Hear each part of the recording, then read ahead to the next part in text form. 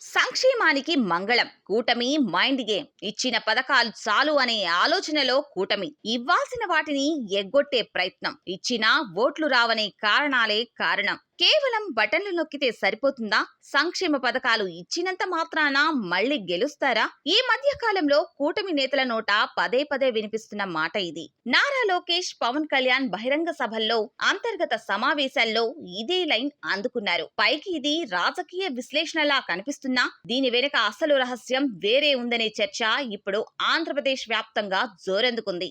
ఎన్నికల ముందు ఓట్ల కోసం సూపర్ సిక్స్ అంటూ ఆకాశమీ హద్దుగా హామీలు గుప్పించి ఇప్పుడు తీరా అధికారంలోకి వచ్చాక ఆ సంక్షేమ పథకాలను ఎగ్గొట్టడానికి కూటమి ప్రభుత్వం ఒక పక్కా వ్యూహంతో మైండ్ గేమ్ ఆడుతోందనే విమర్శలు వ్యక్తమవుతున్నాయి. ప్రజలను మానసికంగా సిద్ధం చేయడానికి ముందస్తుగా ఇలాంటి ఫీలర్స్ వదులుతున్నారనే అనుమానాలు నిజమవుతున్నాయి. ఎన్నికల ప్రచారంలో వైఎస్ఆర్ కాంగ్రెస్ పార్టీని తిట్టిపోస్తూ తామొస్తే అంతకంటే ఘనంగా సంక్షేమం అందిస్తామని నమ్మబలికారు. పెన్షన్లు, తల్లికి వందనం, అన్నదాత సుఖీభవ, మహిళలకు ఉచిత బస్సు, ఏడాదికి 3 గ్యాస్ సిలిండర్లు ఇలా ఒకదాని తర్వాత ఒకటి ప్రకటిస్తూ జనాన్ని ఆకట్టుకున్నారు. కానీ గద్దెనెక్కిన తర్వాత సీన్ రివర్స్ అయింది. గత ప్రభుత్వం కేవలం సంక్షేమాన్ని నమ్ముకుని 11 సీట్లకు పరిమితమైందంటూ ఇప్పుడు కొత్త రాగం అందుకున్నారు.